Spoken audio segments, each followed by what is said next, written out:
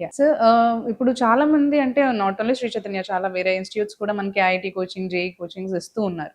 So, ఒక student గాని, లేదంటే పేరెంట్ గాని ఈ శ్రీ చైతన్యాని పర్టిక్యులర్‌గా మనం తీసుకోవాలి అనంటే, శ్రీ చైతన్య ఇకో సిస్టమ్‌ని డిఫరెంట్‌గా వాళ్ళు చూడాలి అనంటే ఏం చెప్తారు అసల? ఎందుకంటే చాలా మందికుండే అపోహ ఏందంటే ప్రతి స్కూల్ వాళ్ళు ఫండమెంటల్స్ నేర్పాలి. స్టూడెంట్స్‌కి ఫండమెంటల్స్ చాలా అవసరం. ఏంటి ఫండమెంటల్స్? బేసికల్‌గా చాలా మందికి తెలియని విషయమే.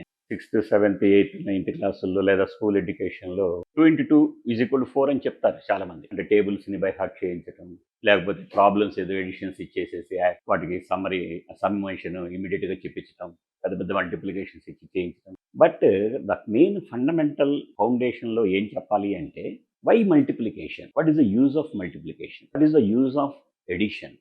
What is the use of division? వీటిని అతనికి అనలిటికల్‌గా చెప్పగలగటం అనేటువంటి దగ్గర ఆ కాన్సెప్ట్స్‌ని ఇవ్వటం అనేటువంటిది చాలామంది చెయ్యరు. ఆ విజువలైజేషన్ అనేటువంటిది ప్రాపర్ టైమ్‌లో, ప్రాపర్ స్పేస్‌లో స్టూడెంట్‌కి అర్థమయ్యేటట్టుగా డిఫరెంట్ యాంగిల్స్‌లో చెప్పగలిగినప్పుడు మాత్రమే అతను సబ్జెక్ట్‌ని ఎంజాయ్ చేయగలుగుతాడు. ఈ డిఫరెన్స్ అనేటువంటిది ఒక్క శ్రీ చైతన్య స్కూల్స్‌లో మాత్రమే ఉంటుంది. మిగతా స్కూల్స్ విషయం వచ్చేటప్పటికి నా నాలెడ్జ్‌లో నేను వాళ్ళని తప్పుపట్టడం లేదు గానీ, అలా ఉండదు.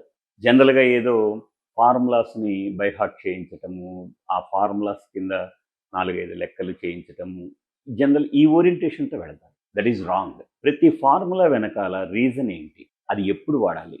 ఎక్కడ వాడాలి? ఎలా వాడాలి? దాన్ని ఎలా చూడాలి? దాని వెనకాల ఉన్నటువంటి ఇన్ఫర్మేషన్ ఏమిటి? కరెక్ట్‌గా తెలియటం అనేదే ఈ ఫౌండేషన్‌లో ఆ కాన్సెప్ట్స్‌ని నేర్పటం. పర్పస్‌ని క్లియర్‌గా చెప్పగలిగినప్పుడు మాత్రమే అది స్టూడెంట్ మైండ్‌లో ఎక్కుతుంది. ఎప్పుడు ఏది వాడాలి? ఏ టైంలో ఏది వాడాలని చెప్పటంలోనే సక్సెస్ ఉంటుంది. అది చైతన్య టెక్నో స్కూల్స్‌లో మాత్రమే ఉంటుంది. That is the unique difference.